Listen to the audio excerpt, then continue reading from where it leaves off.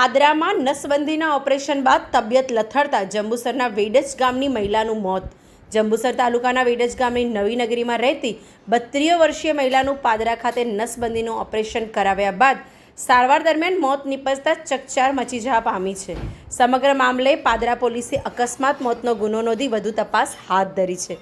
મળતી માહિતી મુજબ જંબુસર તાલુકામાં વેડજ ગામમાં રહેતા ડ્રાઇવિંગનો વ્યવસાય કરતા ભીમસંગભાઈ રાયસંગભાઈ જાદવના પત્ની સંગીતાબેન ઉંમર 32 ગત 4 જૂન 2026ના રોજ પાદરા ટાઉનમાં આવેલી ડૉક્ટર રાજેન્દ્ર કોઠારીની હોસ્પિટલમાં સ્ત્રી નસબંધીનું ઓપરેશન કરાવ્યું હતું.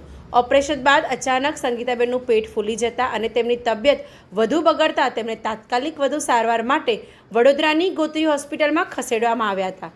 ત્યારબાદ વધુ સારવાર માટે તેમને ન્યૂ લાઈફ ફેમિલી હોસ્પિટલમાં દાખલ કરવામાં આવ્યા હતા. ત્યાંથી 7 જૂન 2026ના રોજ તેમને વડોદરાની એસએસજી હોસ્પિટલમાં રિફર કરવામાં આવ્યા હતા, જ્યાં સારવાર દરમિયાન 11 જૂન 2026ના રોજ મોડી રાત્રે આશરે 2 વાગે ફરજ પરના તબીબે સંગીતાબેનને મૃત જાહેર કર્યા હતા.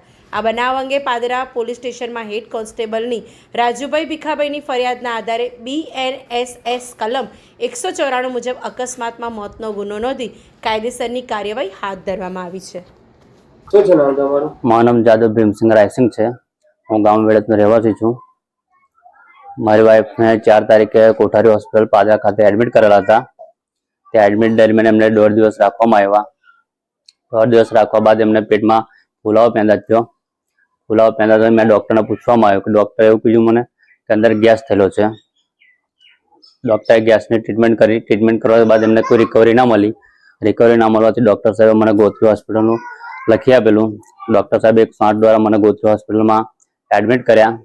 ગોત્રી હોસ્પિટલમાં જે સાહેબ જો વાત કરેલી એ સાહેબ ત્યાં હાજર ના રહ્યા, તો અમે પ્રાઇવેટ હોસ્પિટલમાં પાછા એડમિટ થયા. ત્યાંથી પ્રાઇવેટ હોસ્પિટલમાં અમારે 1 દિવસ એડમિટ કર્યા. ત્યાં 1 દિવસ મારે ટ્રીટમેન્ટ કરી. 1 દિવસ ટ્રીટમેન્ટ કર્યા પછી બાદ ત્યાંના ડૉક્ટર સાહેબ મને બીજે શિફ્ટ કર્યા. એ ડૉક્ટર સાહેબ બીજે શિફ્ટ કરવાથી મને પારોલ હોસ્પિટલનું લિખિત આપેલું હતું. મેં પારોલ હોસ્પિટલમાં ના જવાની પાડી. ત્યાંથી મેં SSG હોસ્પિટલ માટે એડમિટ થયા. SSG હોસ્પિટલમાં અમે 3 દિવસ ટ્રીટમેન્ટ કરાવડાવી. 3 દિવસ ટ્રીટમેન્ટ કરાવ્યા બાદ ત્યાં મને કોઈ રિકવરી ના મળી. રિકવરી ના મળવાથી 11 તારીખ રાત્રે 2 વાગે અમારા સંગીતાબેનના ડેથ થઈ ગયેલા છે.